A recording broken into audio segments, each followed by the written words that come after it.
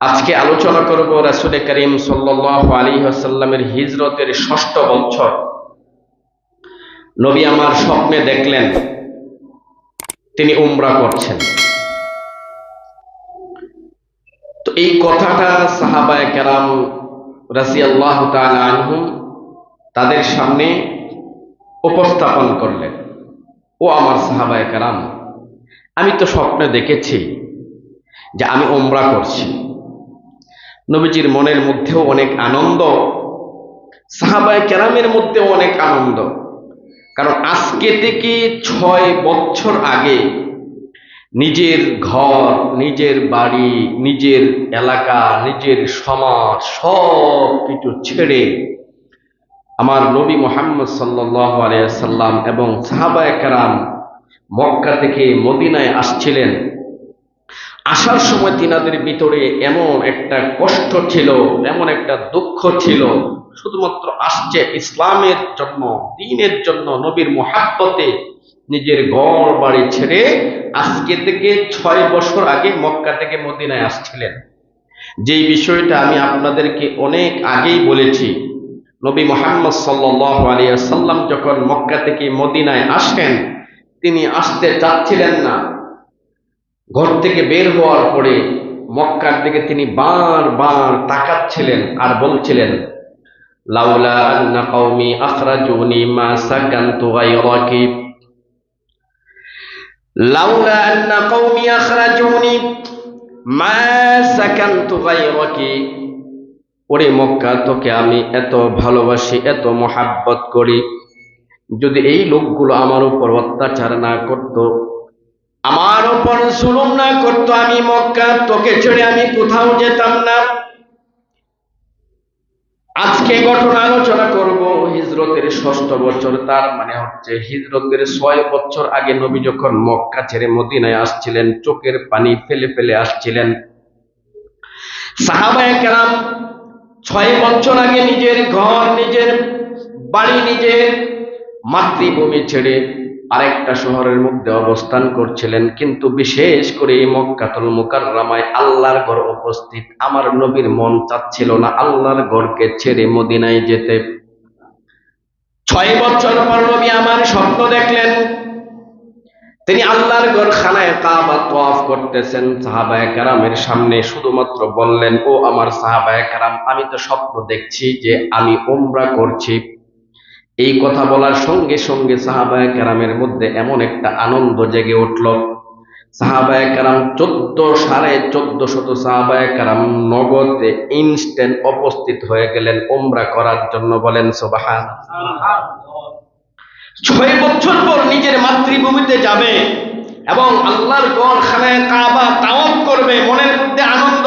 নবী বলতে দেরি হয়েছে, তারা প্রস্তুতি গ্রহণ করতে দেরি হয় নাই। কারণ সাহাবায়ে কেরাম জানতেন আল্লাহর নবী সাল্লাল্লাহু আলাইহি ওয়াসাল্লাম স্বপ্ন দেখেছেন। নবীর স্বপ্ন মিথ্যা নয়, ঠিক না? নবীর স্বপ্ন মিথ্যা না, নবীর স্বপ্ন হচ্ছে সত্য। স্বপ্ন দেখেছে, এটা ওহী, এটা অবশ্যই সত্য হবে। নবী বলতে দেরি হয়েছে, ১৪৫০ সাহাবায়ে কেরাম উমরা করার জন্য প্রস্তুতি নিলেন।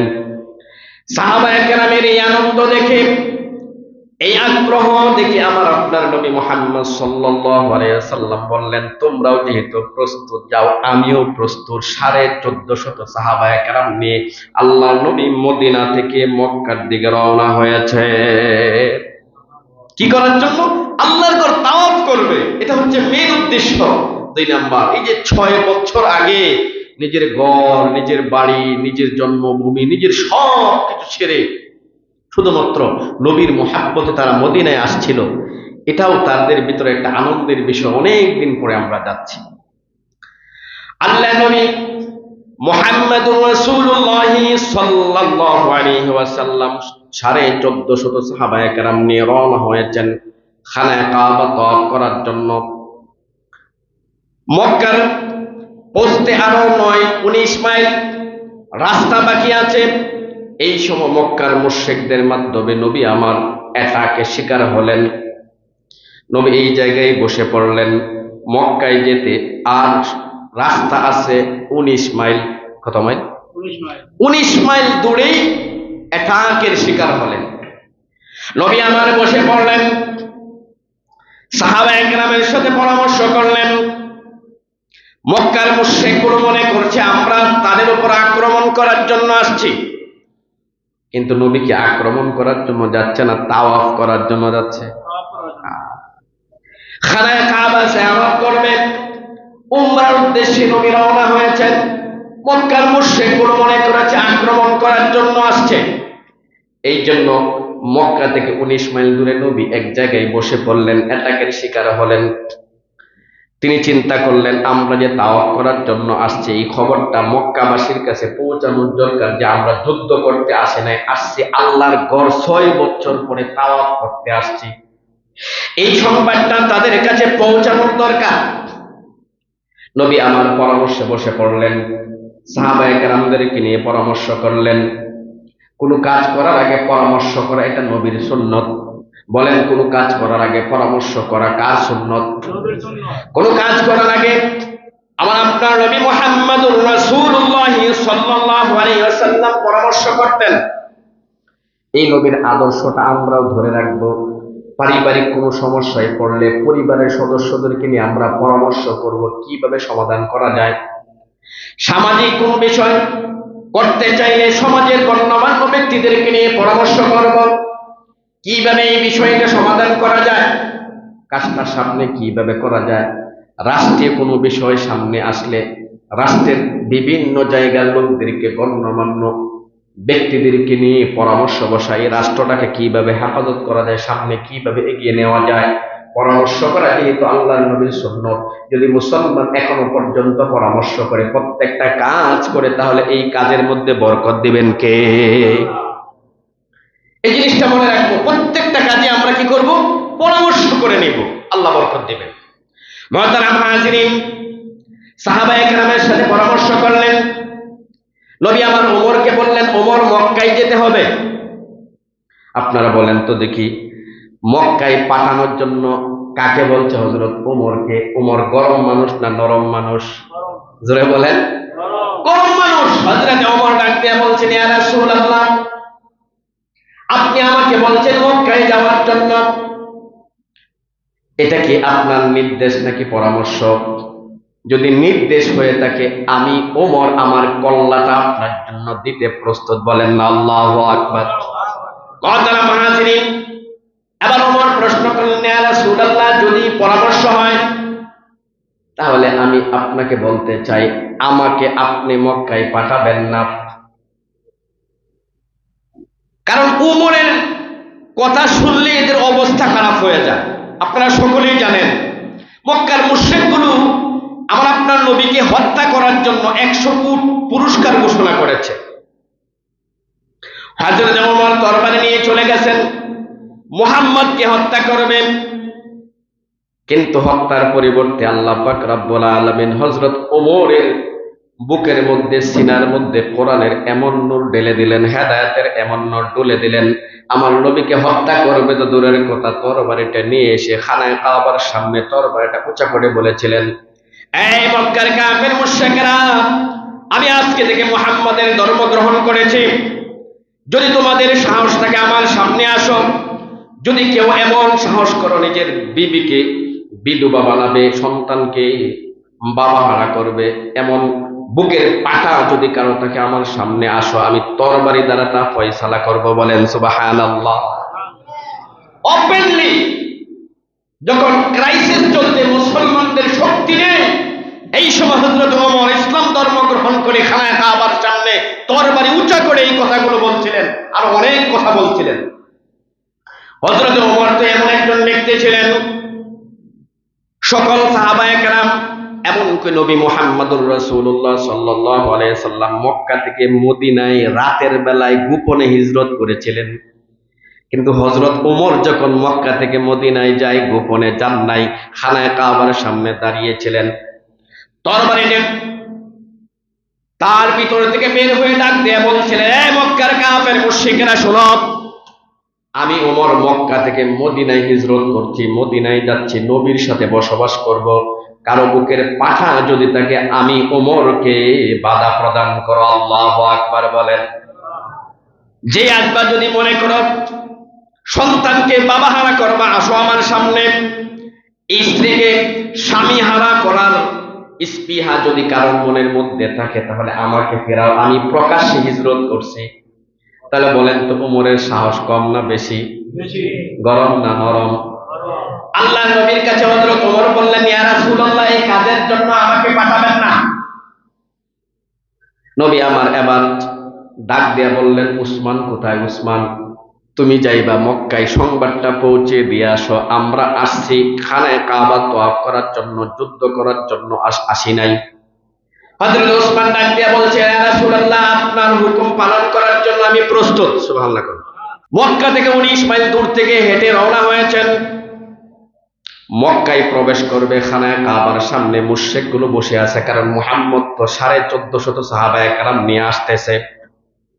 দূর থেকে লক্ষ্য করলো কারা যেন আসতেছে, তারা দাঁড়িয়ে গেল, তার বাড়ি প্রস্তুত, তীর বল্লম প্রস্তুত, হত্যা করে ফেলবে। কিছুক্ষণ পর লক্ষ্য করলেন না, অনেক মানুষ না, একজন আসতেছে।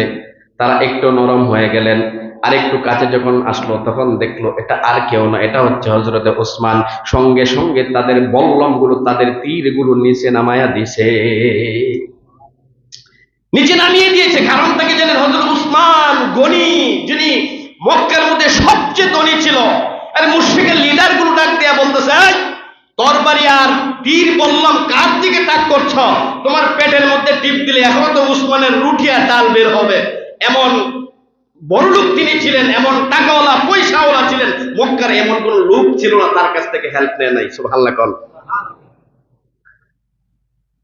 মক্কার মুশরিকগুলো কাপবদ্ধ করলেন, তরবারি নিচের দিকে নামাইলেন।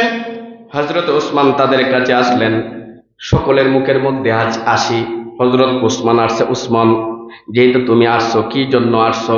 হযরত উসমান ডাক দিয়া বলছেন, আমাদের নবী মুহাম্মদ সাল্লাল্লাহু আলাইহি ওয়াসাল্লাম তোমাদের সাথে যুদ্ধ করতে আসে নাই, আচ্ছা খানায় কাবা তওয়াফ করার জন্য।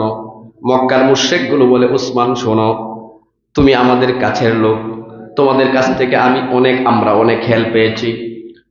মক্কার এমন কোন লোক নাই তোমার কাছ থেকে হেল্প পাই নাই। অতএব উসমান, তুমি যতদিন চাও মক্কাতুল মুকাররমায় অবস্থান করো, যত ইচ্ছা তাওয়াফ করো, কিন্তু তোমার নবী মুহাম্মদ মক্কায় ঢুকতে পারবে না। বলেন নাউজুবিল্লাহ। উসমান গিয়েছে নবীকে মক্কায় প্রবেশ করানোর অনুমতি চাওয়ার জন্য, বলার জন্য। আর মুশরিকগুলো বলতেছে, উসমান যত পারো তুমি এখানে তাওয়াফ করো, যতদিন ইচ্ছা তুমি অবস্থান করো, কিন্তু মুহাম্মদ আসতে পারবে না। নাউজুবিল্লাহ। উসমান বলছিলেন, এই মক্কার মুশরিকগুলো শোনো, আমি নরম দিল হতে পারি, আমি এখানে অবস্থান করব, আমি একবার না 100 বার তাওয়াফ করব, আর আমার নবী মক্কায় ঢুকতে পারবে না, এটা হতে পারে না। আল্লাহু আকবার বলেন। নরম মানুষ হঠাৎ করে গরম হয়ে গেলেন। এই কথাবার্তাগুলো উসমান রাদিয়াল্লাহু তাআলা আনহুর সাথে মক্কার মুশরিকদের চলতেছে। শয়তান খবর পৌঁছে দিল নবী মুহাম্মদের কাছে, উসমানকে খানায় কাবার সামনে হত্যা করে ফেলছে। খবর পৌঁছাইল কে? শয়তান। আল্লাহ নবী যখন উসমান হত্যার সংবাদ পেল, সাহাবায়ে কেরামকে ডাক দিয়া বলছেন, ও সাহাবায়ে কেরাম, এবার আর উমরা না, আমরা উসমান হত্যার প্রতিশোধ নেওয়ার জন্য বায়াত গ্রহণ করব। সুবহানাল্লাহ।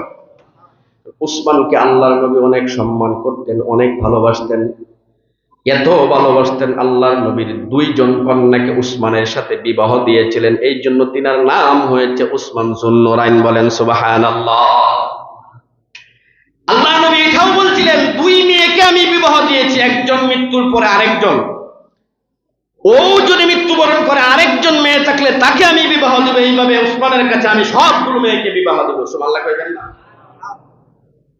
হযরত উসমানের প্রতি আল্লাহ নবী অনেক মহব্বত ছিল। বিস্তারিত বলার সময় নিয়ে আমি যে বিষয় নিয়ে আলোচনা করব বলতে পারবো না। হযরত উসমানকে আল্লাহ নবী এত মহব্বত করতেন, হযরত উসমান দুনিয়াতে থাকা অবস্থায় জান্নাতের সুসংবাদ পেয়েছে। বলেন সুবহানাল্লাহ। আল্লাহ নবী বলেছেন, আবু বকর ফিল জান্নাহ, আবু বকর জান্নাতি, উমর ফিল জান্নাহ, ওমর জান্নাতি, উসমান ফিল জান্নাহ, উসমান জান্নাতি। আমার নবীর পবিত্র জবান মোবারক হযরত উসমান জান্নাতের সার্টিফিকেট পেয়েছে, বলেন সুবহানাল্লাহ। শুধু তাই নয়, হযরত উসমান রাদিয়াল্লাহু তাআলা আনহু এমন মর্যাদার অধিকারী ছিলেন, তিনাকে যেদিন হত্যা করা হয়, শহীদ করা হয়, ঘরের মধ্যে হযরত উসমান কোরআন শরীফ পড়তেছে। মুশরিকগুলো হযরত উসমান রাদিয়াল্লাহু তাআলা আনহুর ছাদের উপর দিয়ে ভিতরে প্রবেশ করলেন। এমন সময় হযরত উসমান আল্লাহর কোরআন পড়তেছে, একটা কাফির এসে কোরআনের মধ্যে একটা লাথি মেরেছে, বলেন নাউজুবিল্লাহ। পাতাগুলো বিভিন্ন দিকে উঠতে আরম্ভ করলো। এমন সময় আরেক মুশরিক হযরত উসমানের গায়ের মধ্যে তরবারি থেকে এমন ভাবে আঘাত করেছে, হযরত উসমানের কল্লাটা মাটিতে পড়ে যাবে। এমন সময় আল্লাহর কোরআনের প্রত্যেকটা পাতা একত্রিত হয়ে হযরত উসমান রাদিয়াল্লাহু তাআলা আনহুর কল্লাটা মাটিতে পড়ার আগেই কোরআন শরীফ কল্লাটাকে তার বুকে ধারণ করে নিয়েছে, বলেন সুবহানাল্লাহ। হযরত উসমানের কল্লা কাটা যে রক্ত কোরআনুল কারীমের আয়াতের মধ্যে পড়েছিল। মুহতারাম হাজিরিন, একজন মানুষ যদি শহীদ হয়, তখন যেই জায়গায় শহীদ হয়েছে আল্লাহর কাছে এই জায়গা বলবে, আল্লাহ তোমার দ্বীন ইসলামের জন্য এই মানুষটা শহীদ হয়েছে, আমি মাটি সাক্ষ্য দিচ্ছি। যদি মসজিদের মধ্যে শহীদ হয়, মসজিদ সাক্ষ্য দিবে। ঘরের মধ্যে শহীদ হইলে ঘর সাক্ষ্য দিবে। মানুষের সামনে যদি কোনো ব্যক্তি আল্লাহর জন্য শহীদ হয়, মানুষ সাক্ষ্য দিবে। কিন্তু হযরত উসমান ঘরের মধ্যে যেই জায়গায় শহীদ হয়েছিল, তার শরীরের রক্ত কোরআনের আয়াতের মধ্যে পড়েছিল। হযরত উসমানের জন্য কাল কিয়ামতের ময়দানে আল্লাহর কোরআন সাক্ষ্য দিবে, ও আল্লাহ উসমান শহীদ হয়েছিল, আমি সাক্ষ্য দিচ্ছি। আল্লাহু আকবার বলেন। উসমানের মর্যাদাটা কেমন? মুহতারাম হাজিরিন, হযরত উসমান তো এমন ব্যক্তি ছিল, আল্লাহর নবীর কাছে সাহাবায়ে কেরাম আসতো। আবু বকর আসছে, ইয়া রাসূলুল্লাহ, বাস দরজা খুলে দিয়েছে, নবীর সাথে কথা বলেছে। হযরত ওমর আসছে, ইয়া রাসূলুল্লাহ ভিতরে আসতে পারি, আসেন, কোনো কথা নেই। এবার বুঝলেন উসমানের ব্যাপারে আল্লাহর নবী কেমন ছিল। হযরত উসমান নবীর সাথে সাক্ষাৎ করার জন্য আসছে, দরজার মধ্যে নক করছে। আসসালামু আলাইকা ইয়া রাসূলুল্লাহ। রাসূল বলছেন, কে? ইয়া রাসূলুল্লাহ, আমি উসমান। এবার নবী বলেন নাই ভিতরে আসো। এবার নবীজি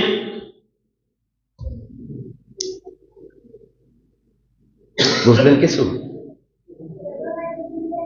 আবু বকর আসছে সরাসরি ভিতরে, আলী আসছে সরাসরি ভিতরে, ওমর আসছে সরাসরি ভিতরে। কিন্তু উসমান যখন আসে, নবীজি আবার সুন্দর হয়। কারণ সাহাবায়ে কেরামকে আল্লাহ নবী বলছেন, দেখো উসমান, সাহাবায়ে কেরাম প্রশ্ন করেছেন, আসলে উসমান রাদিয়াল্লাহু তাআলা আনহু আপনার কাছে আসার পরে নিজেকে এইভাবে সেভ করেন কেন, পরিপাটি করে নেন কেন? নবী আমার বলছিলেন, আমার উসমানের ভিতরে এত লজ্জা, এত লজ্জা, উসমানের শরম লজ্জা দেখে আসমানের ফেরেশতারা লজ্জিত হয়ে যায়। সুবহানাল্লাহ। এই যে আমার উসমান আমার কাছে আসার আগে যেন সে লজ্জিত না হয় বা কোনো বিষয়ে সে কষ্ট না পায়, এই জন্য আমি নিজেকে আগে গুটিয়ে নিই। মুহতারাম হাজিরিন, বলছিলাম উসমানকে আল্লাহ নবী এত মহব্বত করতেন, সংবাদ চলে আসলো উসমানকে হত্যা করেছে মুশরিকগুলো। আল্লাহ নবী আর সহ্য করতে পারলেন না, সাহাবায়ে কেরামকে ডাক দিয়া বলছেন, আমরা আসছিলাম উমরা করার জন্য, উমরা বাদ, এবার আমার সঙ্গী, আমার কলিজার টুকরা উসমানের হত্যার বদলা নেওয়ার জন্য সবাই প্রস্তুত হয়ে যাও। সুবহানাল্লাহ। 1450 সাহাবায়ে কেরাম আল্লাহ নবীর হাতে হাত রেখে বায়াত গ্রহণ করলেন। আল্লাহ নবীর ডান হাতটা এইভাবে দিলেন, 1450 সাহাবায়ে কেরামের হাতগুলো আল্লাহ নবীর হাতের উপর রাখলেন। আরেকটা হাত বাকি আছে, ওই হাতটা সকল সাহাবীদের হাতের উপর রাখলেন।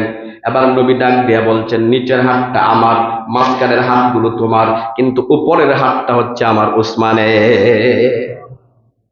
আল্লাহ নবীর হাত নিচে, সাহাবায়ে কেরামের হাত উপরে। এরপরে আল্লাহ নবী নিজের হাতটা উপরে রেখে বললেন, এই হাতটা আমার উসমানের। আমার আল্লাহ ডাক দেয়া বলছেন, ইন্নাল্লাযীনা ইউবাইয়ুনাকা ইন্নামা ইউবাইয়ুনাল্লাহ ইয়াদুল্লাহি ফাওকা আইদিহিম। ও আমার বন্ধু, আপনি বলেছেন আপনার হাত নিতে, মাঝখানে সাহাবীদের হাত, উপরে উসমানের হাত, তাহলে আমি বাকি থাকবো কেন? ইয়াদুল্লাহি ফাওকা আইদিহিম, আপনাদের সকলের হাতের উপর আমার আল্লাহর কুদরতি হাত রেখে দিলাম। শপথ করে নিলেন উসমান হত্যার বদলা নেবেন। আল্লাহ নবী সাল্লাল্লাহু আলাইহি ওয়াসাল্লাম এবং প্রস্তুত হলেন মক্কায় চলে যাওয়ার জন্য। এমন সময় দেখা যাচ্ছে হযরত উসমান মক্কার লিডারদেরকে নিয়ে আল্লাহর নবীর কাছে চলে আসতেছেন। সাহাবায়ে কেরাম লক্ষ্য করলেন উসমান আসছে। উসমানকে দেখার পরে আল্লাহর নবী মুচকে একটা হাসি দিলেন। সুবহানাল্লাহ। তো আগে যে খবরটা নবীর কাছে পৌঁছেছিল সত্য না মিথ্যা? মুসলমান এখান থেকে একটা কথা মনে রাখবেন, আল্লাহর নবী যদি জানতো উসমান হত্যা হয়েছে না শহীদ হয়েছে কি হয়েছে না, তখন এখানে বসেই বলে দিতে পারতো, আর শপথ গ্রহণ করতো না। বোঝা গেল আল্লাহর নবী গায়েব জানতেন না যতক্ষণ আল্লাহ না জানাইতেন। আল্লাহর নবী গায়েবের খবর জানতেন না যতক্ষণ আল্লাহ না জানাইতেন। 2 নাম্বার, আল্লাহর নবী সাল্লাল্লাহু আলাইহি সাল্লাম তাও হাজির নাজির না, যদি আল্লাহ হাজির নাজির করান সেটা ভিন্ন কথা। এই আকীদাটা ঠিক রাখতে হবে। গায়েবের মালিক একমাত্র কে বলেন? আমার আল্লাহ রাব্বুল আলামিন কুরআনুল কারীমের এক আয়াতের মধ্যে বলছেন, হুয়াল্লাহুল্লাযী লা ইলাহা ইল্লা হু আলিমুল গায়বি ওয়াশ শাহাদাতি হুয়ার রাহমানুর রহিম। গায়েবের খবর, অদৃশ্যের খবর পৃথিবীর কেউ জানে না, একমাত্র জানেন কে? জোরে বলেন কে? নবীর সামনে হযরত উসমান উপস্থিত। হযরত উসমান উপস্থিত হওয়ার পরে আবার নবীর সাথে একটা ডিল হচ্ছে। এটা হচ্ছে হুদায়বিয়া সন্ধি। আজকে আলোচনা হুদায়বিয়া সন্ধি নিয়ে। নবীর কাছাকাছি এসে বসলেন। এবার সংক্ষেপ কথা, সময় তো কম, আবার সন্ধি করতেছে। সন্ধি কি সন্ধি? মক্কার মুশরিকদের মধ্যে এবং নবীর মধ্যে একটা সন্ধি হবে, একটা চুক্তি হবে। চুক্তি কি? এই চুক্তির মধ্যে প্রথম একটা কথা, সবগুলো চুক্তির আলোচনা কথা তো বললে তো সময় শেষ হয়ে যাবে। একটা চুক্তি হয়েছিল, একটা সন্ধি হয়েছিল, যে সন্ধিটার নাম হচ্ছে হুদায়বিয়া সন্ধি। 1 নাম্বার কথা, মক্কার মুশরিকরা বলছে 10 বছর আপনার মধ্যে আমাদের মধ্যে আর কোনো যুদ্ধ হবে না, আর এই বছর আপনারা উমরা করতে আসছেন, উমরা করতে পারবেন না, ফিরে যান। উমরা করার জন্য আমার নবী 1450 সাহাবায়ে কেরাম নিয়ে আসছে। মক্কার কাছাকাছি চলে আসছে। এই মুহূর্তে মক্কার মুশরিকগুলো বলতেছে আপনারা উমরা করতে পারবেন না, ফিরে যান। বলতেছে কারা? মক্কার কাফেররা বলতেছে। কাকে বলতেছে? নবী সহ 1450 সাহাবায়ে কেরামকে বলতেছে। এর ভিতরে ওমর আছে না নাই? ওমর তো একবার ওই দিকে যায় আর একবার ওই দিকে যায়। সাহাবায়ে কেরামের ভিতরে আগুন জ্বলতেছে দাউ দাউ করে। যেই সমস্ত সাহাবায়ে কেরাম যুদ্ধ করার জন্য, উসমান হত্যার বদলা নেওয়ার জন্য শপথ করেছে, কিন্তু চুক্তির মধ্যে সবগুলো কাফের মুশরিকদের পক্ষে, মুসলমানদের বিপক্ষে। কারো সহ্য হচ্ছে না, এটা কি হচ্ছে? কিন্তু নবীজি মুহাম্মদ সাল্লাল্লাহু আলাইহি ওয়াসাল্লাম এই চুক্তি লেখার জন্য হযরত আলীকে দিয়েছে চুক্তিপত্র লিখতে। এই চুক্তিতে লেখার পরে দেখবেন 2 পার্টি থাকে, 2 জন পক্ষ থাকে, এক পক্ষ দ্বিতীয় পক্ষ, প্রথম পক্ষ দ্বিতীয় পক্ষ। চুক্তি লেখার আগে বলবে যে আমি জুবায়ের, আপনি আব্দুল্লাহ, এই 2 জনের মধ্যে কি একটা সন্ধি বা চুক্তি হচ্ছে। ঠিক মক্কার মুশরিক এবং নবী মুহাম্মদুর রাসূলুল্লাহ সাল্লাল্লাহু আলাইহি ওয়াসাল্লামের মধ্যে এই চুক্তিটা হচ্ছে। তো লিখবে কি? মুহাম্মদুর রাসূলুল্লাহ সাল্লাল্লাহু আলাইহি ওয়াসাল্লাম এবং মক্কার মুশরিকদের সাথে এই চুক্তি বা এই সন্ধি হচ্ছে। লিখতেছে কে? হযরতে আলী। আলী কলম দিয়ে এটা লিখলো। মক্কার মুশরিকগুলো ডাক দেয়া বলছেন, আলী, মুহাম্মাদের সাথে যে রাসূল শব্দটা লেখছো এটা কেটে দাও। কারণ মুহাম্মদকে যদি আমরা রাসূল হিসেবে মানতামই, তাহলে তার এত যুদ্ধ হয় না, তাহলে তো এত সন্ধি হওয়ার প্রয়োজন ছিল না। মুহাম্মদের সাথে রাসূল শব্দটা কেটে দাও। হযরত আলীও ছিল গরম মানুষ, ডাক দেয়া বলছে, এই মক্কার মুশরিকগুলো, আমার সামনে আমার নিজের হাতে আমার নবীর নামের সাথে মুহাম্মদুর রাসূলুল্লাহ নামটা কেটে দিব, তা আমি আলীর দ্বারা সম্ভব হবে না। প্রয়োজন হলে তোদের কল্লা উড়িয়ে দিব, আমার নবীর নামের সাথে রাসূলুল্লাহ নাম কাটতে পারবো না। আল্লাহু আকবার বলেন। সকল সাহাবীদের সামনে এইভাবে হুঙ্কার দিয়ে কথা বলছিলেন হযরত আলী। নবী এই অবস্থাটা দেখলেন যে আমার কোন সাহাবারা আমার নামের সাথে রাসূল নামটা কাটবে, আমার আলীর পক্ষে সম্ভব হবে না। আমার নবী ডাক দিয়া বলছেন, আলী কলম আমার হাতে দাও। নবী নিজে মুহাম্মাদের সাথে রাসূল শব্দটা কেটে দিলেন। সাহাবায়ে কিরাম ভিতরে আগুন, কষ্ট দাউ দাউ করে জ্বলছে। আমি উমর জীবিত, যে উমর রাসূলের জন্য সর্বক্ষণ জীবন দেওয়ার জন্য প্রস্তুত, আমার সামনে নবীর সাথে রাসূল শব্দ কেটে দিয়েছে এই কাফের বাচ্চাগুলো। কিন্তু কিছু করতে পারতেছে না। কাটছে কে? নবী নিজের হাতে। কে কাটছে? নবী নিজের হাতে মুহাম্মাদের সাথে নাম কেটে লিখেছেন মুহাম্মদ ইবনে আব্দুল্লাহ। আগে কি ছিল? মুহাম্মাদুর রাসূলুল্লাহ। এর পরিবর্তে রাসূল শব্দটা নবী নিজের হাতে কেটে দিয়ে তিনি লিখছেন মুহাম্মদ ইবনে আব্দুল্লাহ, এবং মক্কার কাফেরদের, মক্কাবাসীর সাথে এই সন্ধি বা চুক্তিপত্র। এই চুক্তির মধ্যে অনেক কথা হয়েছিল। আমি এইদিকে যাচ্ছি না, চুক্তিপত্র শেষ। এবার সাহাবায়ে কেরামকে তো মক্কার মুশরিকগুলো চুক্তির মধ্যে বলছে, এই বছর আপনারা তাওয়াফ করতে পারবেন না, ফিরে যান। নবী আমার সাহাবায়ে কেরামকে বলছেন, ও আমার সাহাবায়ে কেরাম, এই বছর আর তাওয়াফ করব না, চলো চলে যাই। যারা ইহরাম বেঁধেছিল ইহরামগুলো খুলে ফেলো, মাথা মুন্ডন করে ফেলো। মাথা মুন্ডন করতে আমার নবী সাহাবীদেরকে বলছেন, কিন্তু সাহাবীদের মনের মধ্যে কষ্ট। আসলাম তাওয়াফ করার জন্য, এটাও নিষিদ্ধ করছে একটা সন্ধি, এটাও কাফেরদের পক্ষে। আমার মতো উমর জীবিত থাকতে এটা তো হতে পারে না। উমরের অবস্থাটা এমন হয়েছিল, উমর একবার আল্লাহর নবীকে ডাক দিয়ে বলছেন, ইয়া রাসূলুল্লাহ, আপনি কি সত্য নবী? হ্যাঁ আমি সত্য নবী। আপনার দিন কি সত্য নবী? বলছেন, হ্যাঁ আমার দিন সত্য। এইভাবে হযরত ওমর নবীকে প্রশ্ন করতেছে, তাহলে সব চুক্তির বিষয়গুলো, কথাগুলো কাফেরদের পক্ষে কেন, আমাদের বিপক্ষে কেন? নবী বুঝতে বাকি ছিল না। ওমর তো রাগী মানুষ। নবী এমন একটা কথা হযরত ওমরকে বলছেন, ওমর দেখো, আল্লাহ আমাকে নবী হিসেবে পাঠিয়েছেন, আমাকে বেয়াদবি করবেন না, আমাকে ধ্বংস করবেন না। যখন নবী ওমরকে এই কথা বলছে, ওমর শান্ত হয়ে গেল। আবার আবু বকরের কাছে চলে গেল, ভাই আপনি তো আমাদের মুরব্বী, নবী মুহাম্মদ সাল্লাল্লাহু আলাইহি ওয়াসাল্লাম চুক্তি করছে, সব তো আমাদের বিপক্ষে, আমাদের পক্ষে তো একটাও নাই, আমরা আসছি উমরা করার জন্য, এখন ফিরে যাচ্ছি, ইত্যাদি ইত্যাদি। হযরত আবু বকর নবী যেই জবাব দিয়েছিল, আবু বকর সেই জবাব দিয়েছিলেন। হযরত আবু বকর বলছিলেন, ভাই উমর শুনো, তিনি হচ্ছেন আল্লাহর নবী, তিনাকে আল্লাহ পাক ধ্বংস করবেন না। সুবহানাল্লাহ। দুইটা কথা, আমার সময় নেই। নবী যেই জবাব দিয়েছিলেন, আবু বকর একই জবাব দিয়েছিল। অর্থাৎ নবী যেই কাজ করতেন, আবু বকর সেই কাজ করতেন। নবী যেই পোশাক পরতেন, আবু বকর সেই পোশাক পরতেন। নবী যেই স্টাইলে চুল রাখতেন, আবু বকর সেই স্টাইলে চুল রাখতেন। যেই স্টাইলে দাড়ি রাখতেন, ওই স্টাইলে আবু বকর দাড়ি রাখতেন। নবীকে এমন ভাবে ফলো করতেন, নবীর কথা আবু বকরের কথা, সুবহানাল্লাহ, এমন ভাবে ফলো করতেন। মুহতারাম হাজিরিন, সাহাবায়ে কেরামের ভিতরে কষ্ট। নবী বললেন, চুল মুন্ডন করো, তোমাদের আবার মদিনার দিকে ফিরে যাও। কিন্তু সাহাবায়ে কেরাম চুল মুন্ডন করছে না, মনের মধ্যে কষ্ট। আমার নবী একবার ঘরের মধ্যে যায়, তাঁবুর মধ্যে যায়, একবার ভিতরে যায়, একবার বাইরে যায়, ছটফট ছটফট করতেছে। রাসূলের স্ত্রী ডাক দিয়ে বলছেন, ইয়া রাসূলুল্লাহ, আপনি এত কষ্টে আছেন কেন, এত পেরেশানিগ্রস্ত কেন? আল্লাহ নবী বলছেন, আমি সাহাবীদেরকে বললাম চুল মুন্ডন করার জন্য, তারা করছে না। না জানি তাদের বেয়াদবির কারণে, তাদের এই আমার কথা অমান্য করার কারণে আল্লাহর পক্ষ থেকে কোনো আযাব গজব দিয়ে জানি আমার সাহাবীদেরকে ধ্বংস করে দেয় কিনা আল্লাহ, এই সন্দেহ, এই ভয়ে আমি একবার তাঁবুর মধ্যে যাই, একবার বাহিরে যাই। কারণ আল্লাহ তো ঘোষণা করে দিয়েছিলেন, ওয়ামা কানাল্লাহু লিয়ুআযিবাহুম ওয়া আনতা ফীহিম। ও নবী, আপনি যতদিন আপনি জীবিত থাকবেন, আপনার কোন উম্মতকে আমি একসাথে আযাব গজব দিয়ে ধ্বংস করব না। বলেন সুবহান।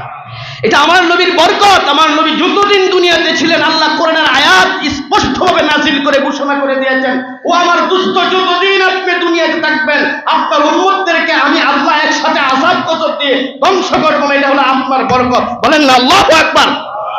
মুহতারাম হাজিরিন, নবী আমার নাই, কিন্তু আল্লাহ পাক রব্বুল আলামিনের কাছে মৃত্যুর আগে এই ওয়াদা কিন্তু নিয়ে নিছিলেন, আল্লাহ আমি চলে যাচ্ছি, আপনি তো ঘোষণা করে দিয়েছিলেন আমার উম্মতদেরকে ধ্বংস করবেন না যতদিন আমি থাকি, কিন্তু এখন তো দুনিয়ার বাড়ি ছেড়ে চলে যাচ্ছি, আমার উম্মতদেরকে কে দেখবে, কে পাহারা দিবে? জিবরাইলের মাধ্যমে আল্লাহর কাছে সংবাদ পাঠালেন, জানতে চাইলেন। আল্লাহ ঘোষণা করে দিয়েছিলেন, ও আমার হাবিব, আপনি দুনিয়ার বাড়ি ছেড়ে চলে যাচ্ছেন, আপনি বলতেছেন আমি যে ঘোষণা করে দিয়েছিলাম দুনিয়াতে থাকা অবস্থায় উম্মতদেরকে আমি একসাথে ধ্বংস করে দিব না, আপনি চলে যাইতেছেন, জানতে চাইছেন আপনি চলে যাওয়ার পরে আমি কি করব। আপনি আপনার উম্মতদেরকে জানিয়ে দেন, আপনার উম্মতেরা যদি আপনার আদর্শ গ্রহণ করে, আপনাকে মুহাব্বত করে, আমি আল্লাহ তাদেরকে আযাব গজব দিয়ে ধ্বংস করব না। বলেন সুবহানাল্লাহ।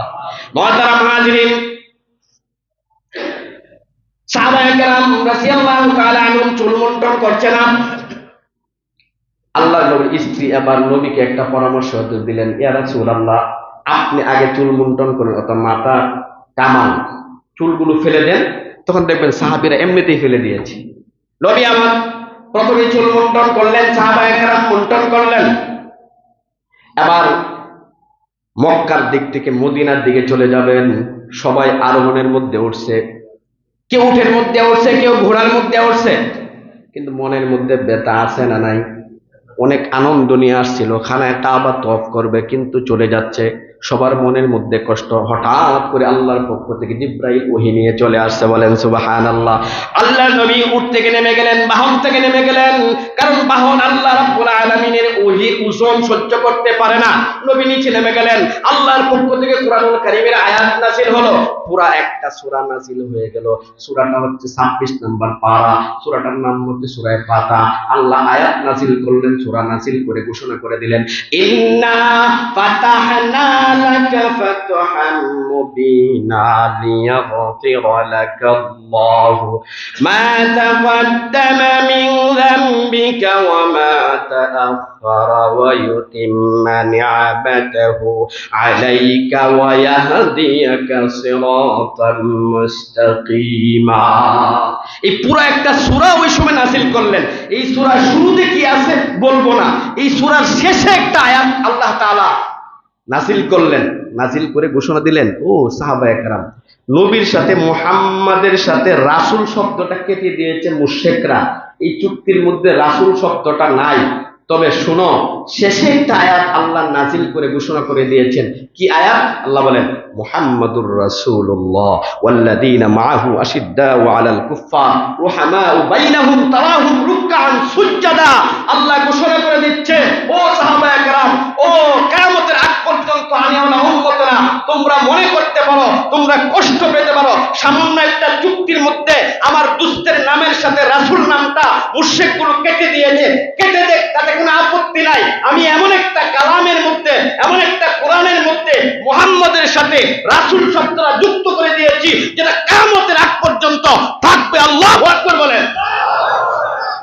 মুহাম্মাদুর রাসূলুল্লাহ, এই যে মুহাম্মাদের সাথে আল্লাহ নাম অ্যাড করে দিয়েছেন, বলেন এই কোরআন 1400 বছর আগে নাযিল হয়েছে, এখনো আছে না নাই? কিয়ামতের আগ পর্যন্ত থাকবে কি থাকবে না? কিন্তু ওই যে হুদাইবিয়ার সন্ধি হয়েছিল, যে সন্ধির মধ্যে আমার নবীর নামের সাথে রাসূলুল্লাহ নামটা কেটে দিয়েছিল, চুক্তি আছে? মুসলমান, আল্লাহ পাক বুঝাতে চাচ্ছেন, ও দুনিয়ার মানুষ, আমার নবীকে তোরা যদি নবী মানুষ, তোদের লাভ, না মানলে আমার নবীর কোনো লাভও নাই, ক্ষতিও নাই, লোকসানও নাই। মানলে তোর ফায়দা, না মানলে তোর ক্ষতি। মানলে তুই আবু বকর, না মানলে আবু জাহেল। মানলে তুই আবু বকরের মতো সম্মানিত, আর না মানলে আবু জাহেলের মতো প্রত্যেকদিন তোর ঘরের মধ্যে মানুষ এসে বুঝবে। কথা বল ঠিক কিনা? বাস, মানলে তোদের লাভ। পৃথিবীর সমস্ত মানুষ মিলেও যদি আমার নবীকে নবী না মানে, আমার নবীকে নবী হিসেবে ঘোষণা দিয়েছেন কে? জোরে কোন, আওয়াজ দিয়ে বলেন কে? এই মুশরিকগুলো চুক্তিপত্র থেকে আমার নবীর নাম উঠিয়ে দিয়েছিল। আল্লাহ পরিষ্কারভাবে কোরআনের আয়াত নাযিল করে ঘোষণা দিয়েছেন, আমি আল্লাহ ঘোষণা দিলাম মুহাম্মাদুর রাসূলুল্লাহ। আল্লাহু আকবার বলেন।